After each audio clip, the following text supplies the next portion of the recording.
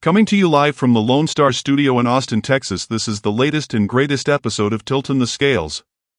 With Walter the Wise Man Hall, Chet Sweet Chin Music Bowen, and your host Nathan Logan. All right, so we'll start with a week 5 review. And again, I'm going to toot my own horn because the best horn to toot is your own. And you're always pretty good at tooting your own horn, no matter who you are. So it's good to pat yourself on the back, self-love. So I predicted that Casey and Minnesota would be undefeated. They'd remained undefeated. And then if we go all the way back to week 1, I predicted that Sam Darnold would be a Pro Bowl this year. He's still on track for that. I said that Jaden Daniels would have a rookie season equivalent to Robert Griffin III, which, that means offensive rookie of the year. You still got a ways to go to equal the numbers, but through 5 weeks, he's blowing everyone's numbers historically out of the water. So that's kudos to me for predicting. And I don't know if you guys disagreed per se. I have a very foggy memory of what you guys say sometimes, but I definitely remember me saying some of that stuff. So I just want to give kudos for that. Question, Nate. Question, real quick. Are you a football genius? He is in his own head. The question, that's a question to ponder. We'll talk about that next week. Tune in. Listen, here's one conversation I'll never engage in. Is Nate a football genius? I'm out. I won't be on that week. Jose can come back on. No, you should. I'm going camping. You should, and just that's your mic drop moment, Wally. You just say no, drop the mic and walk up. No. But we did watch. Did you guys watch the at least part of the game last night, the 49ers and the Seahawks? I did. Yep. Man, I just thought, watching that game, it's kind of ridiculous to think that Brock Purdy was, Mr. Irrelevant, last pick in the draft. He looks so refined. He looks so poised. He's elusive, not fast. He's accurate, doesn't throw the ball hard. Throws a good deep ball with touch, but maybe not as far as everyone wants him to. Next year probably this offseason he'll probably sign a contract. So my question is, do you think that he's one? We all know. I think we all feel like he's deserving of it, but do you think he's potentially like? You know what? I don't want to make more than I don't want to be the person on the team that makes the most. Like, give me, something between what the best offensive tackle makes and the best receiver makes, somewhere in between there, or like equivalent to that, so that, moving forward, I can continue to be surrounded with all this talent. Or is he like, do you think he's just like everybody else and, he's deservedly so. He should get top dollar if that's what they're willing to pay him. So here's the question, though, right? Like, yes, at his peak, he absolutely is all that. But did they not come into this game with, a 2-game losing streak? Like, what was their record, 2-3 coming into this game? So at his peak, he is, yes, in the conversation for the elite. But at not his peak, he's not very good, right? Like he's got lows where he's mediocre. He goes for games where he's not, like, this is not a guy that performs at an elite level on a week to week basis. So if you're talking from my perspective about the highest paid quarterback, it ought to be somebody that consistently performs at the highest level. I don't feel like he's that yet. And I feel like he's also on a team where he's been carried by talent all around him. That San Francisco team is deep all around him. And I think that even with Mason down and McCaffrey, like, they just solid running game, solid offensive line, solid defense. No. So, yes, I feel like he's a guy kind of like Brady in that he understands he's in an elite situation. It will take less money to continue to benefit from the situation he's in. Because in the long run, that's really good for his career. The best thing for his career is to win. And if he continues in the situation he's in, he's going to win a shit ton of games. Yeah. But if we're going to peel back a little bit to yesterday, I think Geno Smith, I fucking love Geno Smith. Like, that Seattle team, like, I feel like is one of those up and coming teams that surprises me in a lot of games. And I mean, granted, they lost in pretty resounding fashion yesterday. But I feel like they're a team that is going to be a team to be reckoned with when the season's done. And I'm a big Geno fan. Yep. Yeah. What'd you see yesterday, Chip? Well, I think Brock Purdy, to Wally's point, surrounded by a lot of talent, but I do think he's going to demand a shit ton of money when the time comes because he has an agent. Yeah. And that'll happen. And I think Wally's right when he said that Drake May is a much better talent than Brock Purdy, and I'm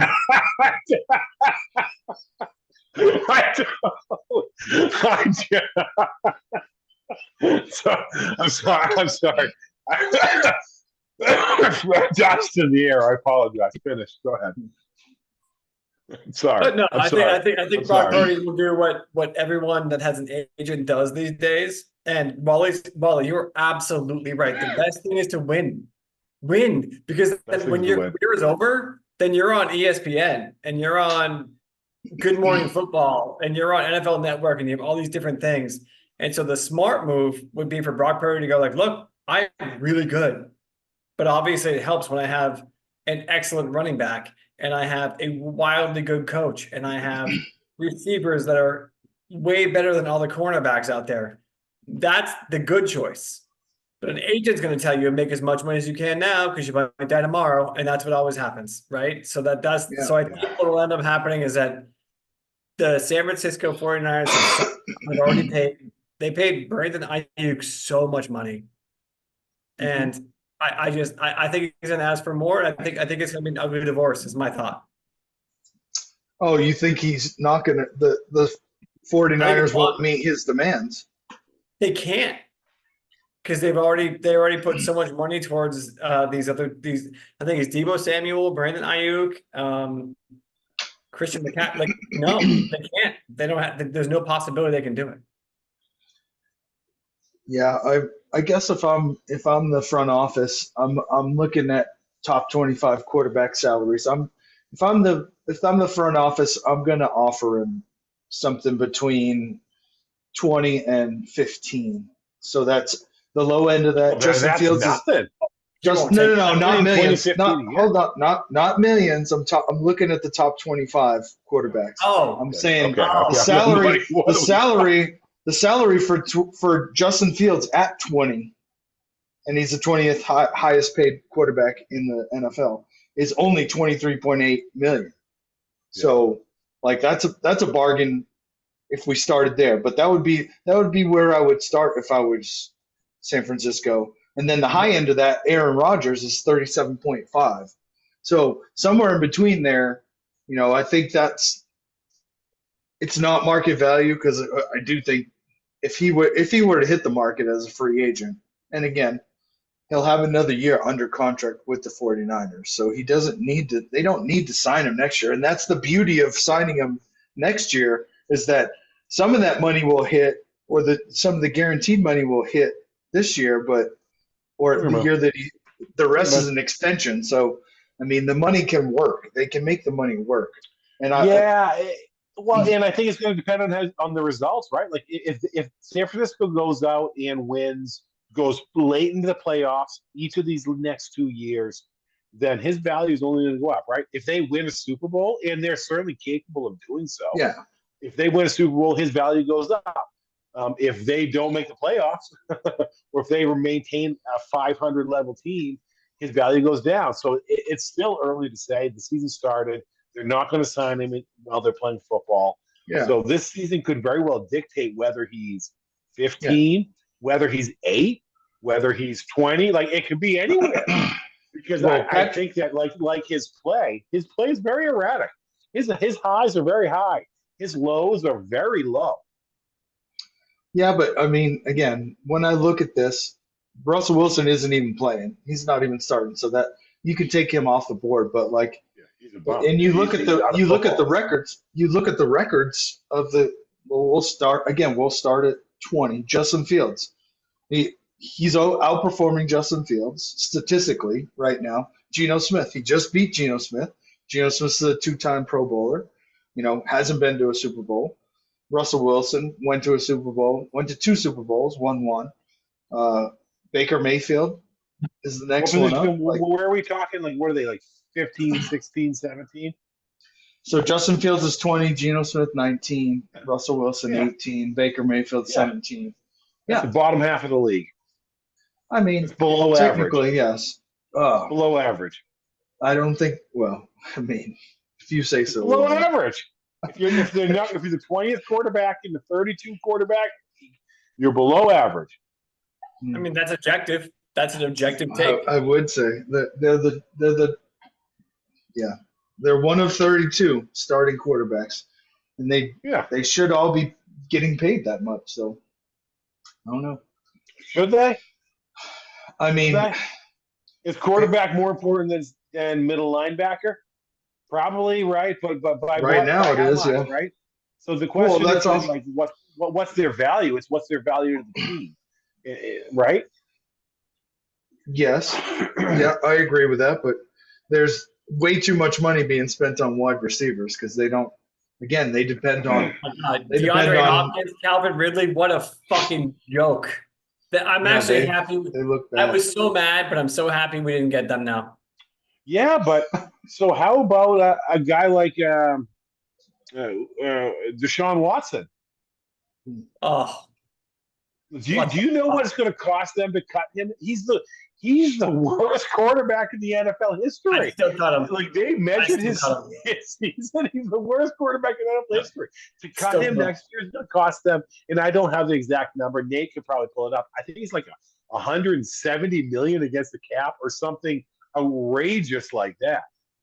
Yep, 172 million. Oh my God! If they release him. Nate, can you press pause for 1 second? Tell me when you do. I think you'll be able to hear it.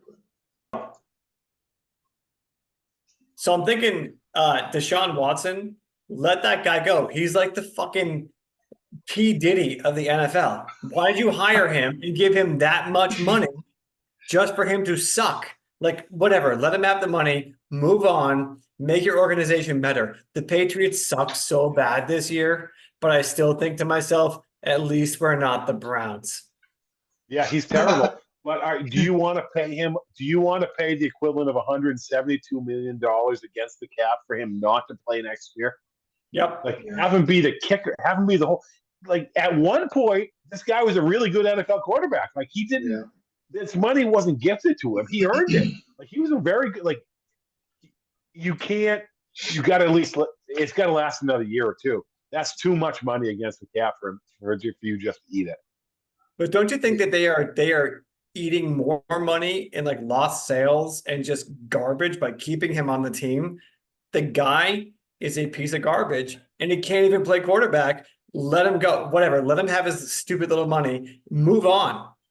I like this. I like this aggressive, angry chat because you're not usually this demonstrative. And Nate, what's your take on this? I think he's got to go. Yeah, so I agree with what Chet said, and I like the analogy. P. Diddy. What is the what's going on in the comparison? One guy rapes children, and the other guy stinks at football. There's a little difference there. Well, Deshaun Watson, to be clear, it wasn't just children that P. Diddy raped. But no, yeah, I went for the worst of it. Yeah, okay. But I like the extreme side of the comparison because I mean it's something we've never seen. Your argument is he didn't just rape children; he also raped dudes and women and old ladies. Yeah. Like, all right, man, hands up. That's on me. Yeah. He raped more than just children. I think that probably Cleveland will eventually move on, but they're going to do it on their terms, and they'll have to find somebody that's willing to take some of the money off of their slate. You know, that's the only way it's going to work. Because They cannot just outright cut him. Somebody will pick him up because they'll have pennies on the dollar, but like they can't take that financial hit on the cap. Like $173 million is a lot of money for any NFL team, and that'll just strap them. If they can trade him to somebody, get a couple draft picks, low end draft picks, of course, and get them to pay half of that, then I think that they would be. No, nobody's gonna give you $1 for that. Yeah, for him. What's his contract? His contract next year is for what, like 60, 70 million? Like it's an outlandish contract. Nobody wants that on their books. No chance.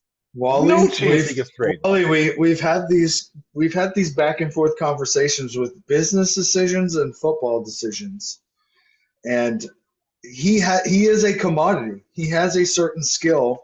No. He is better. He is better than with that team per se, but somebody will. He's talented enough that somebody will want to give him another chance, whether that's Las Vegas, whether that's the worst team in the league statistically, towards the end of the year. I don't know what that is, but like he's talented enough to where he's going to get another opportunity. And I'm not going to argue that point, Nate, but he's not that valuable at $60 million a year, right?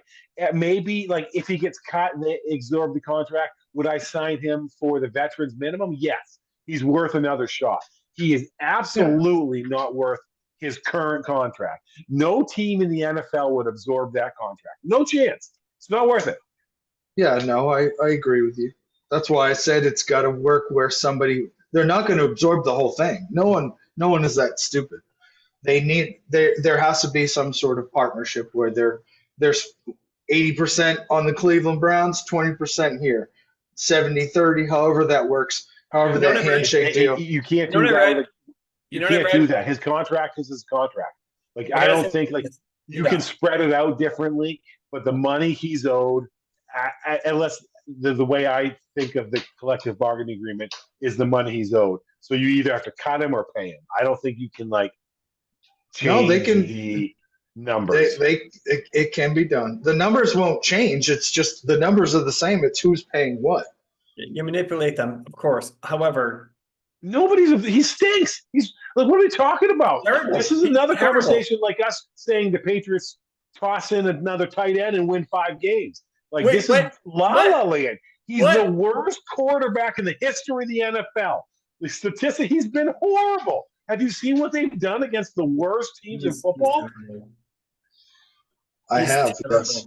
He hasn't been playing the worst teams in football, but he has. You know what? Though? There's a reason why. Underwhelmed and underperformed. His teammates don't want to play for him. Why would you want to make this guy your franchise quarterback? Like the ownership that signed him for that much money, fucking stupid.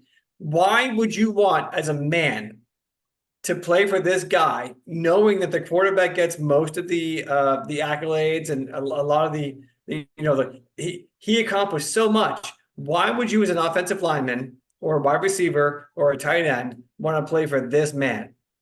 He's garbage. He is garbage. Ownership did it. I'm saying he has a certain set of skills, and somebody will bid on those certain set of skills. Because yes, they're not going to bid on it at the current dollar rate that he's getting, but they will offer to pay something. I mean, everyone is desperate to get another quarterback. He doesn't need to be a franchise quarterback with another team, but he could be the guy that fills in for Anthony Richardson in Indianapolis. He could be the guy that fills in for Jaden Daniels if he goes down with a season-ending injury because he has very similar skill sets. Like, again, the commodity. He was too good in Houston not to get another chance, right? I mean, we're talking about he had over 30 touchdowns one year. I'm looking at the stats right now. In his last 3 years with the Texans, he went 26-9 in terms of touchdowns and interceptions, 26 touchdowns, 33 touchdowns. Like, really fucking good. He was like second in the MVP voting as well. Like I have another text. I have a hypothetical for you guys, and I'm interested in your perspective on this. I responded to this demonstratively Chad, are you listening to this? I can hear you. Okay. Yeah, in one of my fantasy leagues, we have a group text going on, and one of the members of my group text proposed this hypothetical trade. Currently, right now, Jason Tatum for now. This is the kind of obscure part. Lamar Jackson for Jason Tatum, straight up, right now. Who would you trade that? Who's more valuable?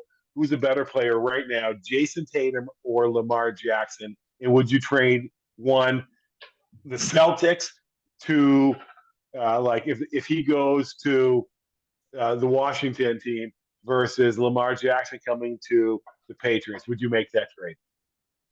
Oh, jeez. So I think you're asking if we were the Patriots, if we would trade for Lamar Jackson or trade? No, like in a fantasy world, who's more valuable, Jason Tatum or Lamar Jackson, and would their respective teams trade for him? This is a debate we had. We had a debate over for 20 minutes. So Jason Tatum. I said Jason Tatum too because he won a championship. Their argument to that was Lamar Jackson's a 2-time MVP, right? He hasn't been to the Super Bowl. He hasn't been to a Super Bowl. That was my argument too, Nick. Yeah. That was exactly what I said. He's only been to one conference final. The easiest part of this night is that one. Jason Tatum is more valuable. Now, again, we're talking about a 2-time NFL MVP. A consensus. I agree with you guys, by the way, and I'm trying to play the contrarian. Nobody else agreed with me. Almost the entire rest of the league said that. No, that's not true. One guy, Dustin, agreed with me. Everyone else thought that Lamar Jackson was a more valuable player. That's kind of crazy. Dustin and you are smart, man. The rest of them are. You guys would like Dustin. You know most of these guys. This is Dave Andrus, Zach, Joel, Eric Prince. You know all these guys. To kind of put the Lamar Jackson and the value into perspective a little bit more, I wouldn't. If we look at San Francisco, I wouldn't be surprised. Brock Purdy made it to a Super Bowl and lost. I wouldn't be surprised. Let's say they make it again this year, and then that is their deciding factor of either moving on from him. If they lose again this year with him as a quarterback, you can't win the Super Bowl. That's the ultimate goal. So we're moving on from you. We're going to find somebody that can get us there because we feel like our team is good enough to compete, and we just need somebody to take us over the edge. And you know who they need? You know who San Francisco needs, honestly? Drake May. Deshaun Watson. All right, we've gone too far with Deshaun Watson stuff. Although I'm telling you, man, Kyle Shanahan is the quarterback whisperer, right? Look at Sam Darnold. Well, Sam Darnold resurrected his career there, resurrected by sitting on the bench, filling in, and then going to another team with a coach that has a similar mindset. And then you look at Trey Lance. Obviously, the dude had enough talent to be drafted in the position that he was drafted in, but they quickly moved on from him. Obviously, that dude, I would not be surprised if he doesn't make it anywhere in the league just because he's very athletic. He can throw a deep ball, but there's obviously something with this skill set that doesn't work in that system or for those coaches. And they obviously have an eye for offensive talent in general. They're very good at drafting wide receivers. They're very good at obviously drafting quarterbacks with the exception of Trey Lance, or I should say developing quarterbacks because they brought Sam Darnold in, fine-tuned him. He went off. Now he's going to be in the Pro Bowl. It's San Francisco. But so, again, you think of somebody as talented as Deshaun Watson going into that system. I mean, if that does happen and he doesn't succeed there, then there isn't another. Just to be clear, this was not the argument the argument initially came from you saying that he was a tradable asset. And our argument being that his contract prohibits him from being a tradable asset. Mm-hmm. He's owed way too much money for any team to take on a reclamation project. We're not talking about a potential backup he could build back up. He's got a $60 million contract. he's got to be cut. He's not a tradable asset. No team will assume that contract in the NFL. I'm agreeing with you. They will not assume the full financial responsibility of that contract. There will be an agreement with the team to take on some of it, but not all of it. I'd like to bet another $100 on this. Oh, here we go. I love this. I'd like to bet another $100 on this. I love this. I'll bet $100 on that. The only thing that's going to happen is either he plays out his contract for Cleveland, or he gets cut and they eat a huge amount of money. Nobody's taking that. Shake on it. Shake on it. I'll shake on it.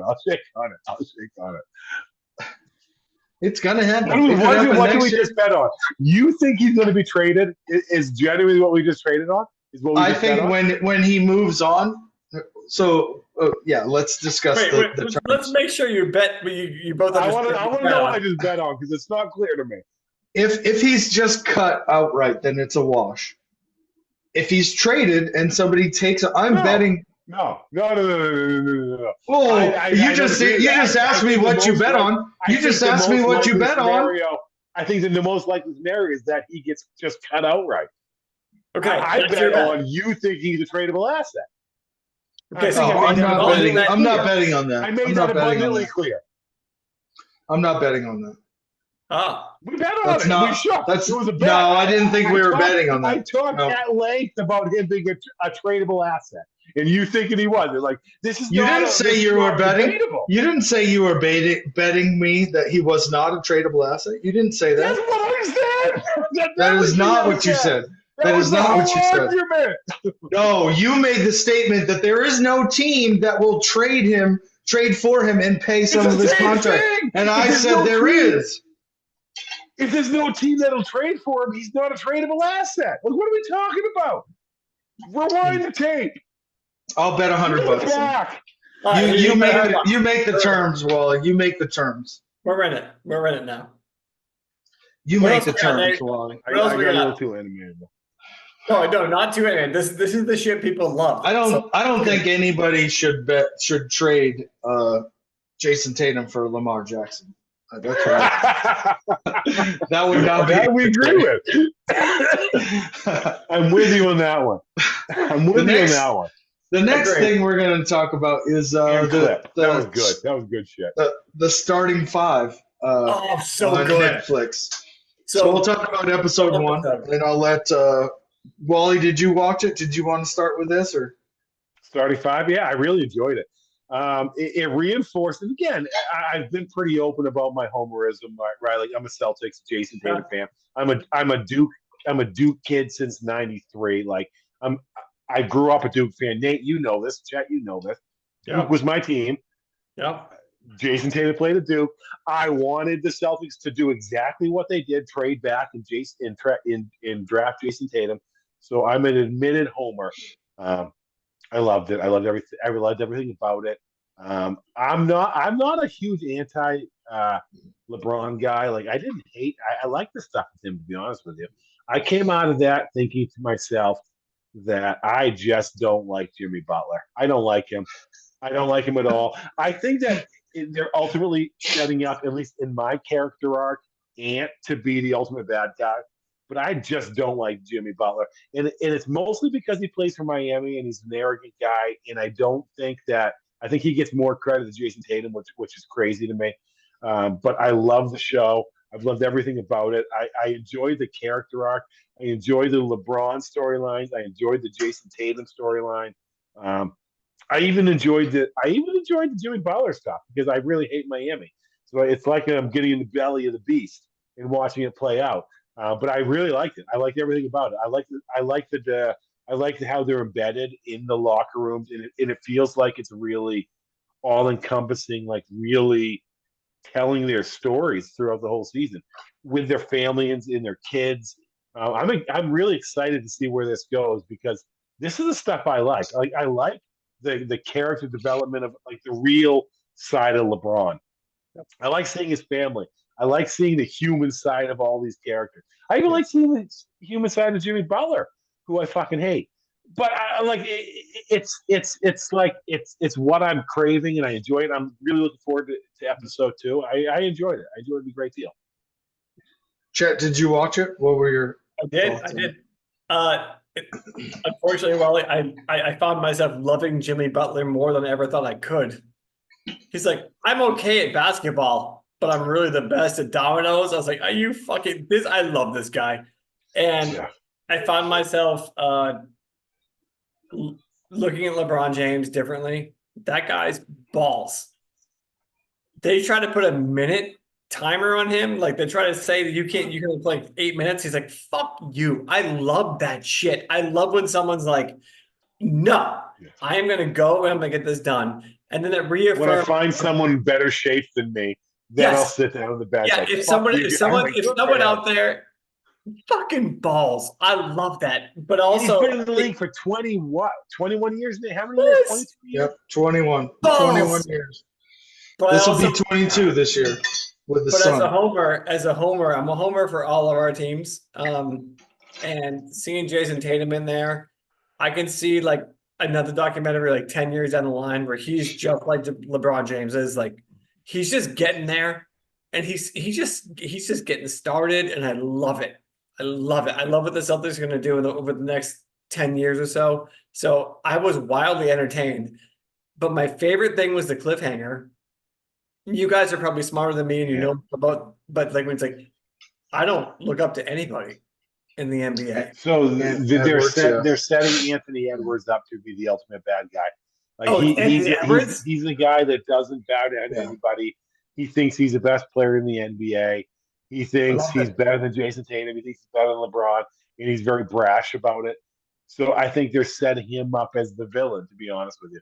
And I think that when we sit down here a week from today and we talk about episode 2, I think that I will come out of there thinking that I dislike Anthony Edwards the most. Because I'm not typically, I don't like those type of guys that are brash and outspoken and that attack my guys. And Jason Tatum's my guy. I love it. Nate, what do you think? Yeah, I think I came out of that first episode with I'm on record as saying I think LeBron James is the GOAT. Like I don't have any doubt about that. He's done it longer and better than anyone else. Maybe with the exception of Kareem. Like Kareem played an extreme amount of years as well, and he's potentially, if you look at the amount of years that Kareem did, which it wasn't 21, but he scored more points than LeBron in the time that he had played. Like, we could go back and forth with that, but I just like seeing basically the aspect of like we didn't get to see Tom Brady's last season as a football player, and like this is kind of like an equivalent of that. Like again, LeBron James is still playing at an elite level, not good enough to win, like an elite level. He is a perennial all-star. He'll be in contention for the MVP. Like, and hopefully, it always benefits the league when the Lakers are good. So hopefully the Lakers will be good this year. But obviously this is going off of last year. But I liked what they were doing with LeBron as far as giving us a little insight. And even LeBron, again, he's been doing this for 21 years, and he's like, this is the first time I've given anybody access like this, and this is different for me. Like, so I like that aspect of it. Of course, being the homer, Jason Tatum, there were some, like the first coming out of the gate, the opening scene, his quote was, you guys think this is a game, but this is my life. Like, that was his opening quote. Coming into that, and like, and also another one of his quotes in there was like, I would cut off a finger for a championship. Like, those are the types of players that we want. And that's who we root for. And again, just to see, you guys already talked about the minutes restriction. I thought it was interesting that they brought Rich Paul in there to talk about, the perception that the media throws out there that LeBron controls the Lakers, and like if he's on, and the minutes restriction was an example of how he doesn't, right? Like they put him on a minutes restriction but he did say basically, fuck that. I'm the most conditioned athlete on the team. Like there Right. isn't So anybody. say that again. He doesn't control the Lakers, but he's the one that ultimately said, "Fuck that! I'm the best conditioned athlete on the Well, team." he controls He his calls narrative. the shots. So He let's controls call it his like it narrative. is. He sets the narrative. He said even in like we all saw that even in the huddles. I didn't see Darvin Ham speaking. I saw LeBron telling everybody what to do. He was even running the huddles. Like embrace what it is. And I agree with you, Nate. He's if we're talking like duration, career, like he's the best there ever was. And that's not I don't believe that to be arguable. The debate is whose peak was higher, right? Yeah. Is Jordan at his best better than LeBron at his best? Like that's the conversation.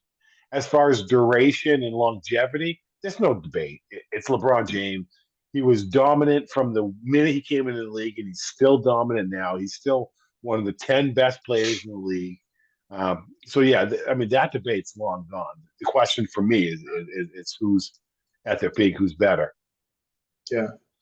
I also like the insight with emo Jimmy on the Heat. I agree with you. I don't particularly like Jimmy Butler either. Probably because he played for Philadelphia before he played for Miami.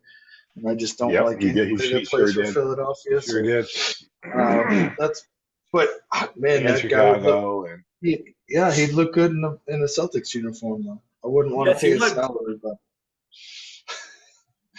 I'm excited. I want to see more of the Celtics, of course, being the homer. I liked what the name of the damn coach. Oh, Joe Mazzulla. I like that he was on there. He gave a couple good quotes about the team, about Jason Tatum. I'm psyched to see episode 2. I have a request. Because I'm so entertained by this. Can we do like 2 episodes before next week? Yeah, we can. I think it's better conversation if we do one at a time. I think that's fair. Then we can stretch it out. Yeah. The hard part is going to be I like it so much. It's going to be very challenging for me to only watch one episode. I know, and I will only watch one. But I was surprised because I'm not a big basketball guy. You guys know that, right? I was surprised at how entertained and intrigued I was by all of it. I was like, "Holy shit! I love this." Yeah, I did. One at a time. I'm down. Yeah, I didn't like the cliffhanger. I don't want to spoil the end for you, but the Celtics won the championship, and I can't fucking wait to see that part. Like I know how it all ends, and it ends with Jimmy Butler losing, and it ends with LeBron losing, and it ends with Anthony Edwards losing, and it ends with Sabonis losing, and it ends with Jason Tatum winning a championship. Yeah, because his teammate was better. I'm just kidding. I mean, I hope they have a bunch of interviews and no arguments. His teammates were better. Yeah, I agree. Jason Tatum and his teammates were better than every other team they played. It was the most dominant run to a championship we've seen in quite some time. They lost 3 games. Then people say, "Oh, they didn't face anybody." They lost 3 games. So they didn't face anybody and did exactly what they were supposed to do. Yeah, and lost 3 games en route to a championship. And by the way, and the 3 games they did lose, the Boston media panicked. They did. We panicked every time. You and I did, Chet. We said that they had a lot to work on. We were very critical of them. You know who didn't panic? Jesus Christ. Who, Wally? Thank you. You didn't panic, Wally, but you agreed with what we were saying. You just didn't share the passion that we have. No, I think we have it on record. If you want to talk about like who you predicting this guy doing that and this guy doing that, let's not forget who predicted the Celtics to win a championship early on in this conversation. And I've been milking this cow ever since. And I'll continue to milk it. As you should. Yes. because you guys still aren't you're still not giving the Celtics the credit they deserve in terms of Jason Tatum and this. You're still like I hear the little undercuts and I hear the tones and you're still not on board. Part of me thinks that you think the Patriots are going to win another championship before the Celtics do because you're talking about the Patriots in terms of just making this little tweak, and the Celtics of having this systemic issue of not trying hard enough, and they're like, "Come here, what world are we talking about? You're delusional. It's delusional." That is so. Hold on. The Celtics don't have a systemic issue of not trying or putting in effort. That is a generational thing. We talked about this with Jason Tatum. There's the generation that we come from. We're used to seeing people like a Michael Jordan be very vocal, be almost demeaning to teammates. That's the type of leadership that we're used to seeing and being projected onto others. So when we don't see somebody being demonstrative, that's how you treated Chetna playing street ball. Yeah, absolutely, I did. Yeah, very similar. I demanded more of you. I demanded more of you guys, and that's why you both excelled, because I demanded more of you. But again, that was my point, and my point all along has always been the Celtics are great.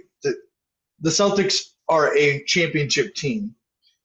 Jason Tatum is a MVP contender and a championship, player, along with Jaylen Brown. But my issue is that they work together in a sense. There still needs to be like that enforcer on the team, and that enforcer can also, because they're not the best person on the team, they might just be the best defender and the hard-nosed guy.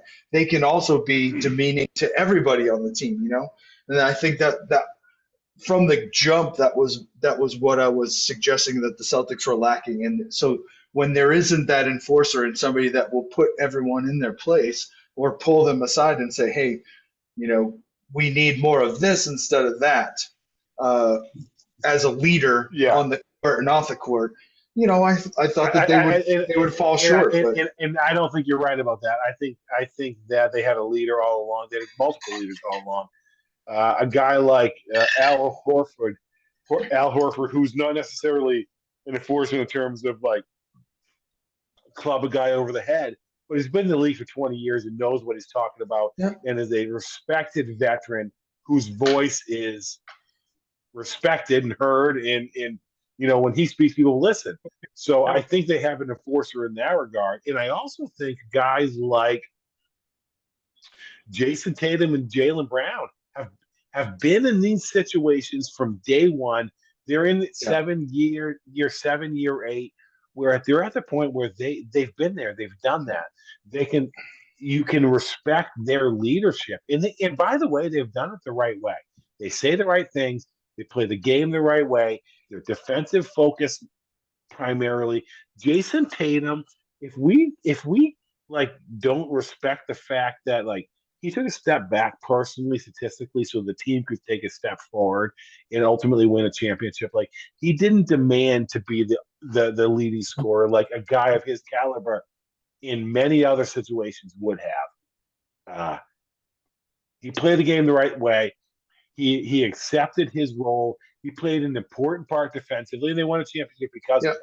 Yeah, I agree with that. He could have been like, hey, I'm your guy. Feed me the rock every single play. He never did that, and I do respect that. 100%. Yeah, no, there's no doubt that they did the things that I was wanting them to do, but on a different level. And I said it before, where Jason Tatum again he's not going to be the guy that will be demonstrative or demeaning to his teammates on the court. But I'd imagine that he's having those conversations, thoughtful conversations, off to the side, on the bench, or back in the locker room afterwards, saying, again, we need more of this, not that from you, and in that situation. And again, that I would agree. Al Horford was probably that guy more times than not, and that's what got them through. And I also said I hope that stuff's happening, and we're just not seeing it with the time that we view the game in the instances where we want to see it. So obviously it happened, and again, through the military, through the day that I joined to the day that I ended, the style of leadership that the military wanted, the way that they wanted you to communicate, it changed drastically from the day that I went in to the day that I ended. They want it to be a little bit more personable.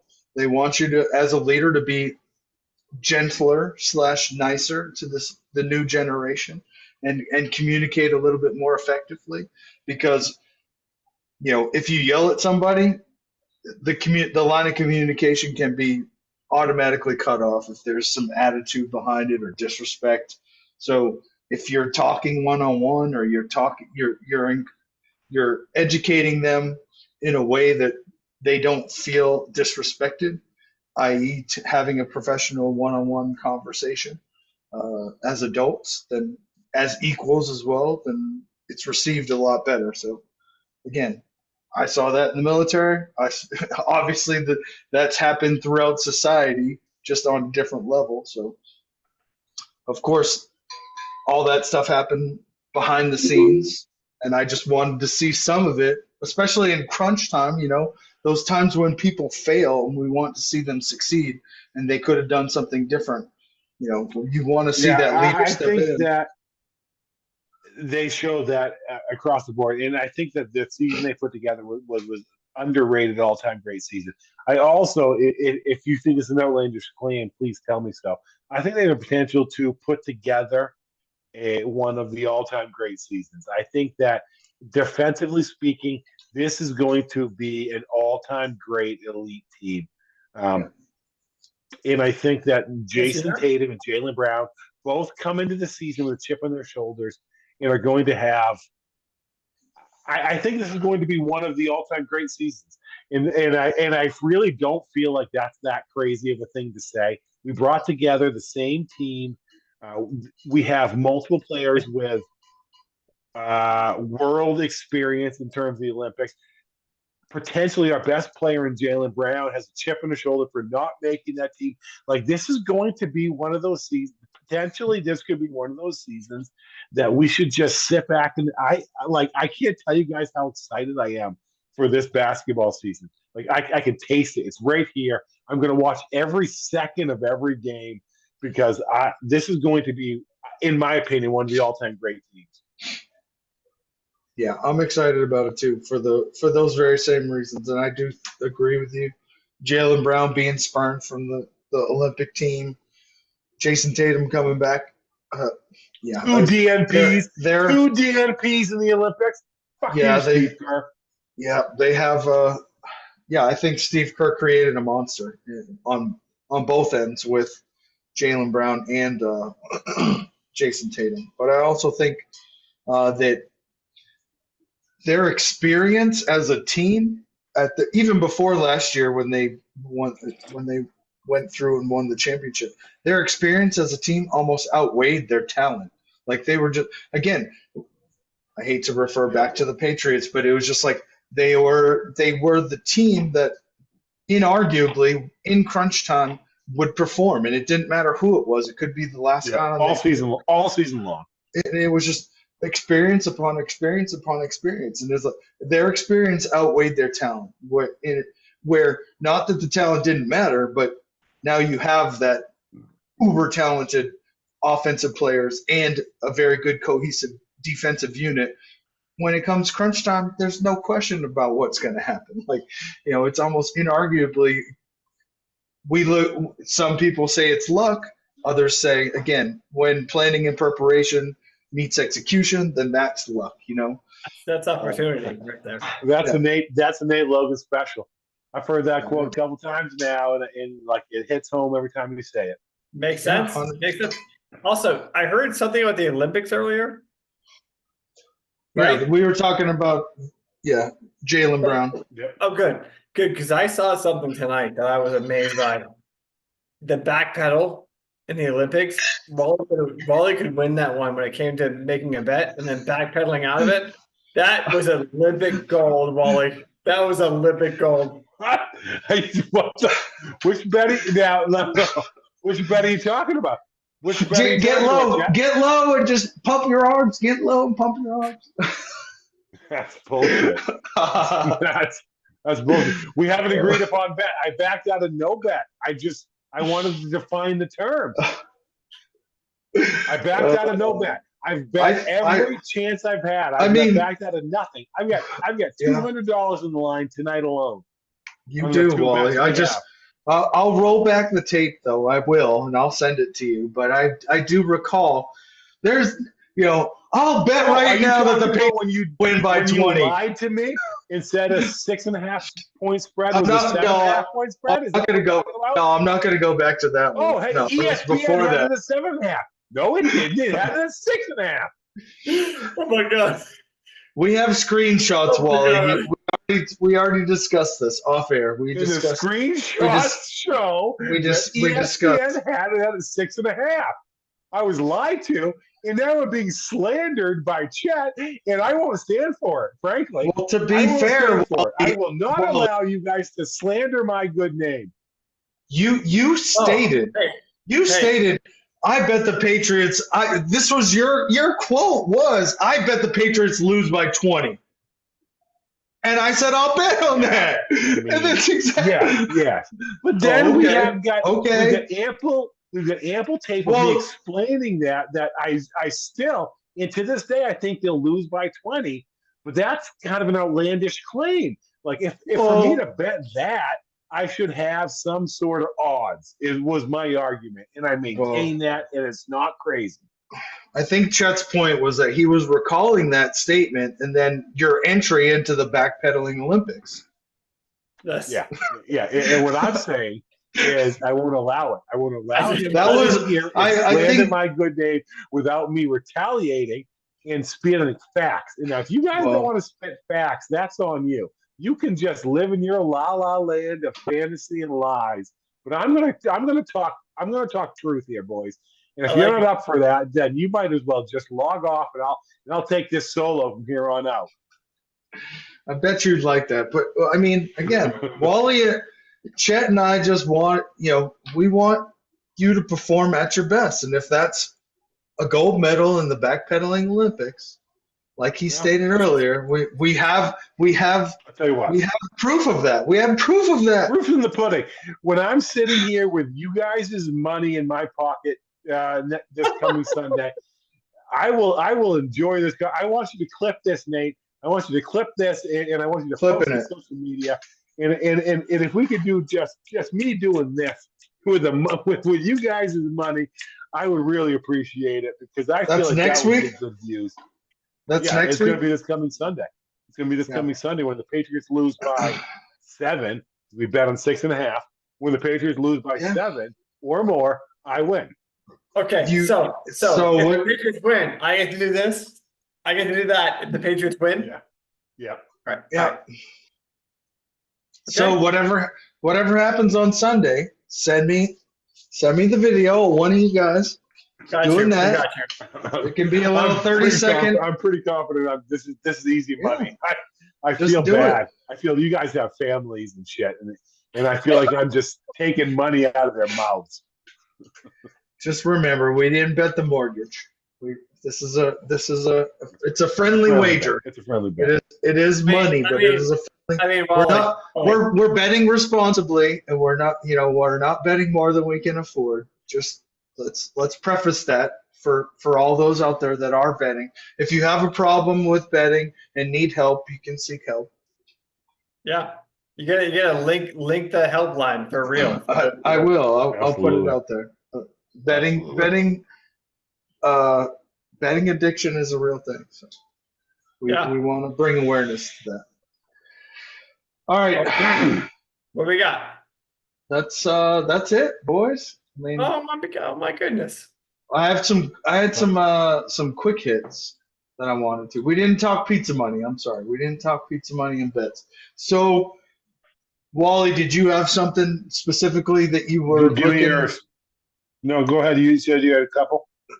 Yeah, for sure. I like the Pats because they're 6.5 point underdogs, and I also like the under on that. If we're betting the Patriots to cover, I like the under because I think those two things will more than likely happen. It'll be low scoring, and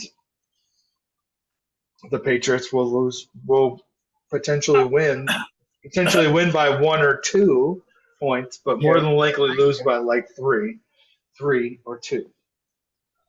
And then I have the Jets to cover on the Bills because I think the Bills are 2.5 point favorites going into New York, and their defense is just not very good. I think Aaron Rodgers can cover that 2.5. But that's just me. And then I also have Washington over Baltimore. I think Washington. Yeah, and so I agree with you on the Washington over Baltimore. I think that's now Washington. Baltimore 7 point favorites on that too. So it's Washington +7. I think Washington covers. I'll go money line on that, and I think we hammer it home. Put $20 on it. I really feel like that's going to be a close game, and I kind of believe Washington's going to win. If we're being honest, Baltimore is going to win that game. I'm sorry, Baltimore is going to win that game. But no, you're wrong. You're wrong. But that's fine. You've been wrong. You've been wrong a lot, and it's. I'm going to hold it against you. Yes, I agree with Wally, Chet. You are wrong. And I'll just give you some little quick hits. So Baltimore has given up 53 points in the fourth quarter this year alone. They should have lost. They should have lost the game against Cincinnati because they just were terrible in the end of regulation, and they happened to. It took Cincinnati essentially allowing it to go to overtime. And then also, I mean, Washington is their offense is just ridiculous. And I also like how Chet just accepted us. He's telling him he's wrong. And he didn't fight back. He just swallowed it and just went up. No. You speak. Quietly, I know we have next week. That's all. Well, Washington's defense is underrated also, and part of the reason of that is because they're scoring enough points to take pressure off of the defense. So the defense they're not on the field as much. They're facing passing downs more than they are rushing. No, I mean, they're victims of their own success. So. I think Buffalo beats the Jets pretty handily. Like I don't think 2.5 points really covers. I think Buffalo beats the Jets by 10 or more. So one of my bets are Buffalo over the Jets. I don't think it's particularly close. I think the Jets are falling apart. I think they have a new head coach. I think that I don't like the way they've communicated. I think Buffalo wins. So I'll try and change your mind, but when a team over the last 8 years, when a team changes coaches, that next week they're 9-2 overall. Every time. It's almost every time. Yep, 9-2. Yeah. So again, it's almost like Chet said with the change of the quarterback, right? Those players are human. It's a change of regime. Normally, it's somebody that they're also familiar with, and that coach is because they're more of a coach, meaning they're in the meetings, they're working with them on the field. They have a better rapport personally with all the players, so there's a better connection to actually play and win. So for that specific individual, so that's also part of the reason. But I would bet another $100, but I'd feel really bad about you not being able to pay your mortgage. So I'm going to leave this one be and say that I strongly disagree. I think the Jets are a dumpster fire. I think Aaron Rodgers will retire before the season is done because they're so bad. Whoa! Yeah, say that again. Put that on record. Put that on record. Put some respect on that before the season is done. And maybe not because it might be because of injury. I don't know. Hold I on, don't hold think on. he makes There's the team. breaking They're news right terrible. now. They're There's terrible. breaking news. He's not gonna finish the season on the bottom of the barrel team, and I feel like he very well may. It's not a good. They're not good. They're not good. Wow, I like. Garrett Wilson had underperformed. They're just not good. I got Brees. I got Brees Hall in a number of leagues. He hasn't been good. Not so I got good. Garrett Wilson in a number of leagues. He hasn't been good. Damn. I got Aaron Rodgers in a couple of leagues. He hasn't been good. I just feel pretty strongly that I don't know. I'm not confident in his future endeavors in the Wow, NFL. I like that take, Wally. That's ballsy. Yeah, I'm almost speechless because he's gonna retire before the season's over. This is going on the internet as evidence, and hopefully it goes in your favor. But I don't know. I would bet $100 on that. You want to bet Too $100 late. on that? I've already said it. We've moved past. I'm not going to bet on it, but I'm confident in that take. I think he retires before this season's done. I don't think I just feel like he's. Why would he continue to play on the subpar, sub 500 football team? It just doesn't make sense. Like he's an all-time great. Like what's he got to prove? What's he got left in his contract, Nate? Do you know? This year, potentially. Yeah. That's a good question. I don't know. I think Like it's why? I think it's this year with an option. If they're not going to make the playoffs, like if at the end of the season they're eliminated with 3 games to go, like why do the Jets keep him playing, and why would he want to continue to play if this is his last year? He doesn't seem like the type of guy that's going to do that. I don't know. Maybe I'm wrong. No, I mean, by the way, Chet. We talked before this fucking stream started about you not walking off, and then you've walked off every 5 minutes, all night long. Yeah, no, I heard something though about a bet that Aaron Rodgers retired. That's a pivot. You're a goddamn politician. That's what you are. You just pivoted that right away from what I tried to say and made it about somebody else. I did say, rewind the tape, that tonight's not the night that I fix this problem, but Oh, we weren't recording. We weren't recording when you said that, so there's no evidence. No evidence. Tonight But Aaron Rodgers. When is the night? When are we going to fix this problem? The same time he fixes the lighting problem. No time soon. Season 3. That might be a season 4 storyline. Yeah, season 4. I upgraded my lighting situation, Chit. So I'm going to send you the ones that I was using. Thank you. Do that. We'll have something. Upgraded my lighting. Have you guys noticed I upgraded my lighting? Nobody said anything. No, Nate. Like you look great, man. Oh man, You look great.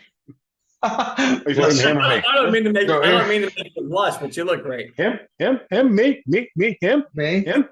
He's talking about me. He's talking about me. Your lighting looks the same. Aaron Rodgers' current contract ends this year. It was a 2-year deal for last year and this year. That's the point. So I don't feel like, if they're eliminated from the playoffs early in the season, why would he play out? Why would he play it out?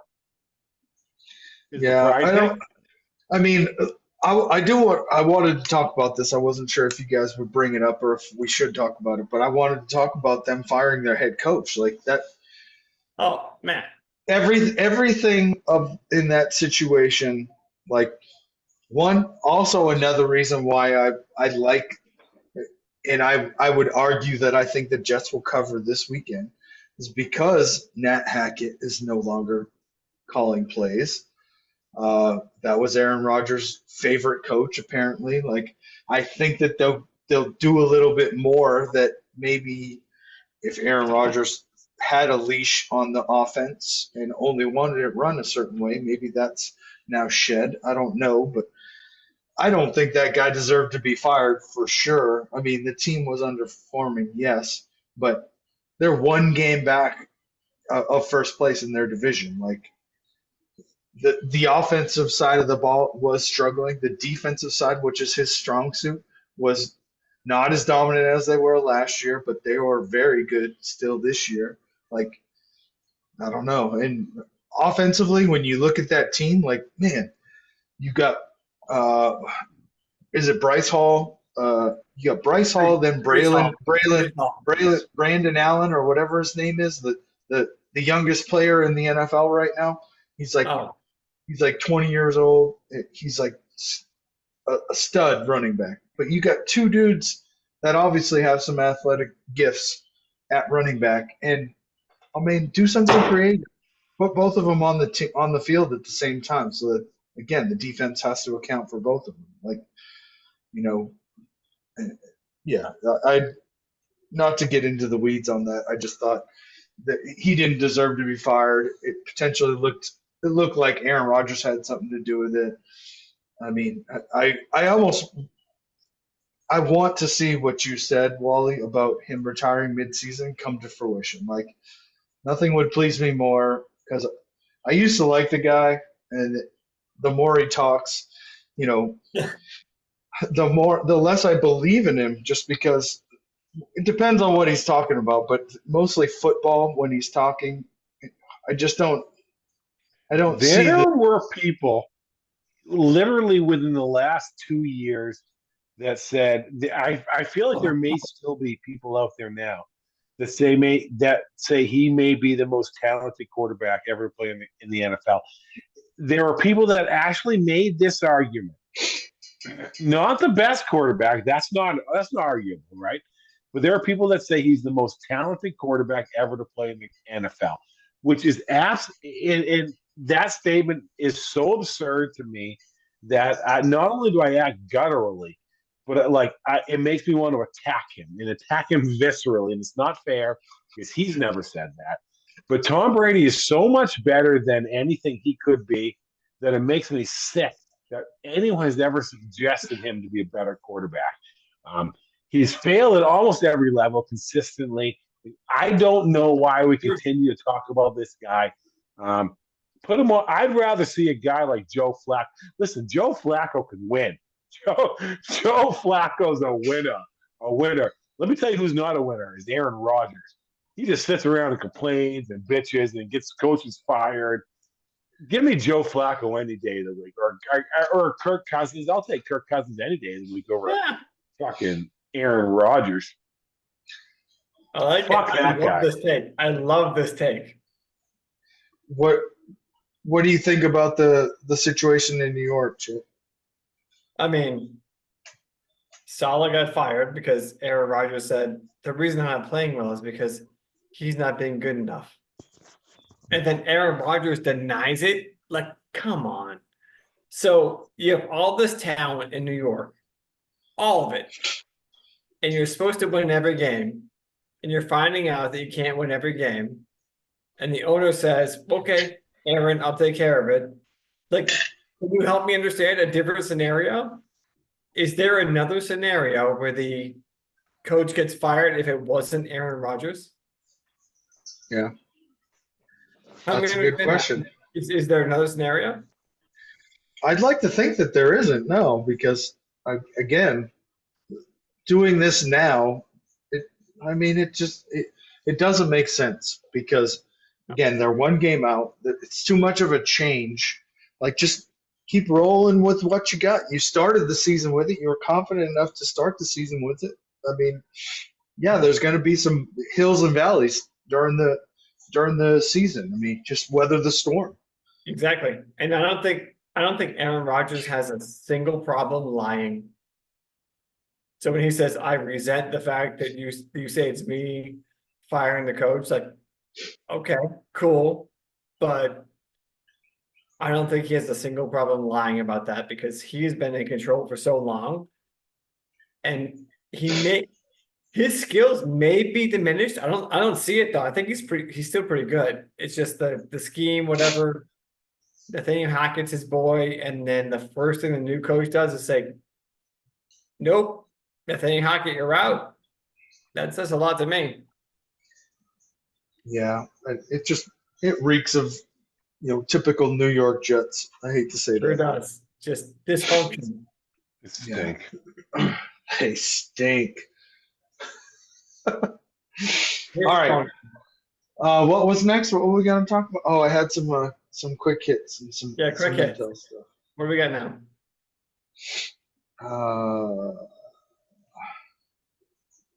Next week we're gonna go over the McMahon thing. Next week we'll also start the NIL. The NIL process. I'm not sure how I'm gonna break it down. I don't know if you guys have an opinion on that, but I think we'll talk about forming a committee. Then through forming the committee, we'll identify certain responsibilities within the committee and how they branch off as far as who's going to be the rules and regulations, who's going to be pay and finance, or however that works. Are you talking about us? The three of us are going to form a committee? What are we talking about? We're basically like we're if the NCAA were to hire a business consulting firm to tell us how to structure a committee to regulate the NIL and all of the things that it encompasses. We're basically doing that. Does that make sense? Okay. We'll also I'll figure it out as we go along. Well, I mean, again, I'm not asking you, hey, do you think, Vice President Vance would make a good chairman of this committee? No, it's not that nitty gritty. It's just like, if we form a committee, how many members do we need? And I'll come up with a structure and see if you guys agree or disagree. And then from there, again, within the structure, within the number of people, identify these people should be, again, rules and regulations, or this one's rules specifically. This one's the regulatory overseer of how to enforce those. This one's, again, finance, however that works. I still need to sit down and think about it logically, and so that we can all talk about it intelligently as well. I don't think I can talk about it intelligently, so I'm still not entirely certain what you just said, so I'm confident I can talk about it intelligently. I think you might, that's what happens, whiskey makes it better. Thanks for joining us on this episode of Til'ton the Scales. Now smash that subscribe button.